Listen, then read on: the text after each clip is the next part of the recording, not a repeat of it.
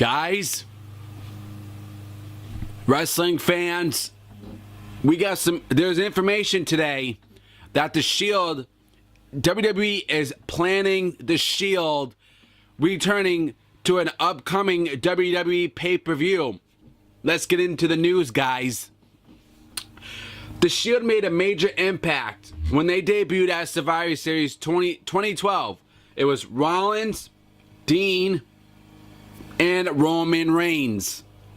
The trio of Dean Ambrose, Seth Rollins, and Roman Reigns interfered in the main event for the WWE Championship between CM Punk, Ryback, and John Cena. Now, ladies and gentlemen, these guys were from NXT. They were an NXT group that was called The Shield. And we don't know who they were. Nobody knew who these guys were. Well, we knew who they were, but we didn't know that they were coming to the main roster. We didn't know what was going on, but they made a major impact to the WWE and to the wrestling fans and to the universe of the people who support the WWE, and that's the fans like us. We don't know what the heck happened, but they made an impact, and I thought that was a good way to book these guys to come up to WWE, interfere in a match for the WWE title. That's an awesome way to have them come and debut. Now, allowing Punk to retain his title and become only the 7th wrestler in history of the company to hold the WWE Championship consecutively for one full year, the Shield had arrived. The Shield quickly became one of the greatest factions of all time, and they were immediately thrust into the spotlight, thanks to the main event interruption and the bookings that followed. Then WrestleMania matches were much to write home about, as it was difficult to put together quietly teams of 3 that couldn't legitimately challenge the Shield's Cohen. But their clashes with the Wyatt family and Evolution brought out all-time classic rivalries that provide some of the most compelling content of the era. Ladies and gentlemen, the Wyatt family and the Shield that happened at Elimination Chamber, okay, that was a good match. I love that match. That was an awesome match between those two. You know, the Wyatt family was doing good. The Shield was doing good. They were both on fire. They were both making an impact in the WWE. And I loved it.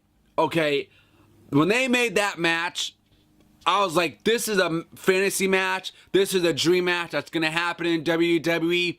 And this is the first time we're going to see it, and we're never, ever going to see it again in the WWE. And guess what? We saw it. WWE made it happen, and I loved the match. I can go back and watch that match over and over and over and over again. The Shield versus the Wyatt family. I could see that match again and again, guys, because it was so entertaining. It was good booking. I loved the match. All 6 men did wonderful in that match. And then when they fought Evolution twice. But I like the second match they'd had with Evolution. I didn't want to see it twice. I only wanted to see it once. I don't want to see it for a second time. But the second match was way better than the first one they had. So I think what they should have done is had the second one. The second one was just better. Okay. And it's never happened before. It's never took place. We never saw, the Shield Evolution has done so much in WWE. Okay. They've been Intercontinental Champion, Randy Orton, Batista. They were running WWE since 2004. And they've been running it and running it and running it for so many years. And they were a powerful group. Ric Flair was there as well. So it was great to see, a dream match that we could see that we never thought would ever happen. I never thought we would see Evolution versus the Shield. Never thought it would happen. But it took place, and I loved it. Okay? It was smart booking. It was a money-maker match. I just wish we saw it at WrestleMania, though, because if we saw it at WrestleMania, man, that would have been even better, even more awesomer, in my opinion. Now, it was highly considered that last great heel turn that we've seen in WWE. Seth Rollins turning his back on the partners by attacking Reigns and Ambrose with a chair on the night after Payback in 2014. After being billed as the architect responsible for building the Shield, he destructed the team to join Triple H in the Authority, giving all three former members the opportunity to shine as single competitors for the first time on the main roster.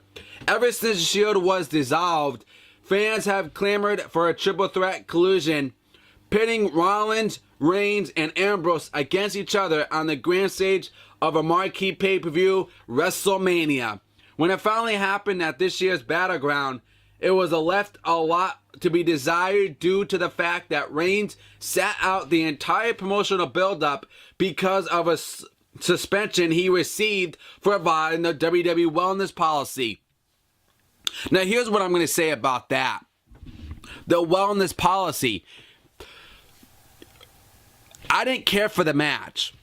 I didn't care for the match that all three men had at Battleground. I didn't like that pay-per-view. I didn't like the match because the match made no sense. The booking was terrible.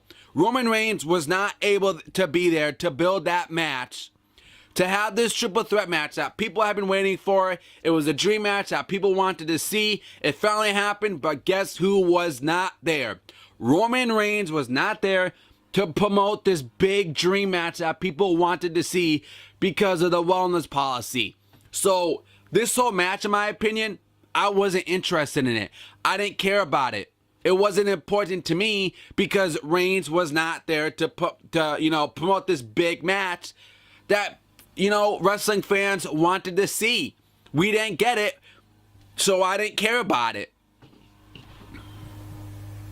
The only people there, Roman Reigns, Dean Ambrose, and Seth Rollins were the only ones there to promote that match. So they just, at the pay-per-view they had, it should have just been Rollins and Dean. That's it. Reigns should not have been part of it, but he was. So I wasn't interested in the match. Now, meanwhile, the brand extension landed Reigns and Rollins on WWE Monday Night Raw. While Ambrose was shipped off to SmackDown, it marked the first time in almost 4 years that the threesome wasn't at least performing on the same show. And even when the opportunity presented itself with the brands combining for SummerSlam, all three were kept apart for the individual single matches. However, that may not be the case. The next time the situation arises, according to the latest edition of Wrestling Observer newsletter, Daily Wrestling News, there have been internal discussions centering around the idea of reuniting the Shield once again. It should be noted, though, that the reunion would only be booked as a one-night deal, most likely taking place at the upcoming Duel pay-per-view, Survivor Series, or the Royal Rumble.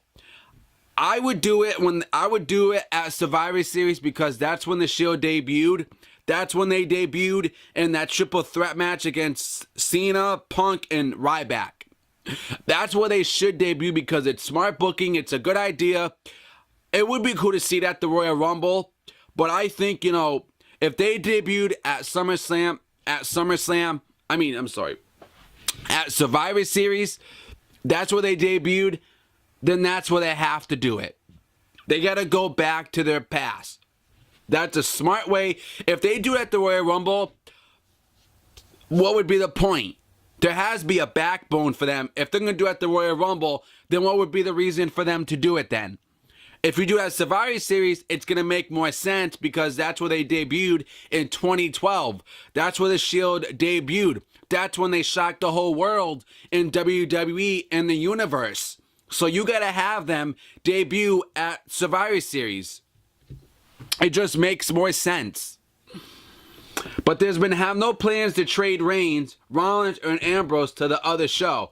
So the expectation would be that the former Shield brothers would collaborate in a big spot at ringside.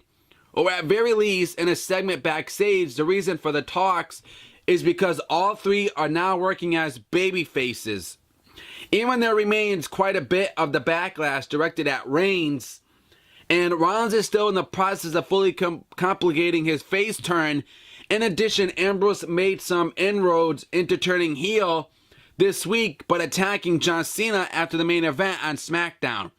And the move was received as such by traditionally smart mark audiences in Philadelphia. There have been 2 specific instances of the WWE teasing a reformation of the Shield since the stable broke up. The main event of last year's Payback featured all 3 former members along with Randy in a Fatal 4-Way match for Rollins' WWE World Heavyweight Championship. The guys from the Shield teamed up to perform their signature triple powerbomb on Orton. Now, that's when we thought, oh wow, the Shield's coming back. They were just teasing it. It was just a teaser, but the fans went nuts when we saw them do that. So the fans went, oh wow, the Shield is back in WWE. They're back. It was just a teaser. WWE likes to pull teasers on us. Okay. Now, Rollins, the heel, wanted the partnership to continue, but babyface Reigns and Ambrose didn't allow it to last long. Now, then October of last year, the Shield's rivalry with the Wyatt family was renewed for one night as the factions battled in the main event. Raw also featured Brock Lesnar and The Undertaker, and with a massive effort to boost ratings, heading into Hell in the Cell. Now, reuniting the Shield's last Survivor Series would certainly be punted considering the memorable debut. Ever since the brand were split, there have been numerous conversations about booking cross-promotional matches or segments at the 4 major pay-per-views.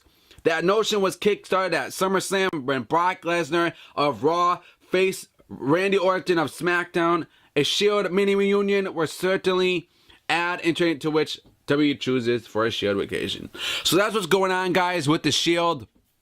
Do you guys want to see them come back at Survivor Series, or do you want to see them come back at the Royal Rumble? Let me know in the comments below. What do you guys think makes more sense, the Royal Rumble or Survivor Series? And I just think it's, I don't know. I think if they're all baby faces, then you got to have them come back at Survivor Series. That's how I feel about it. So you guys let me know in the comments below. Don't forget, hit that red subscribe button for me, guys, to get more episodes. Follow me on Twitter at TheTalkShow101. The link will be in the description for you guys below. And the article is below for you guys as well. Until then, guys, I'll see you on the next show. Subscribe.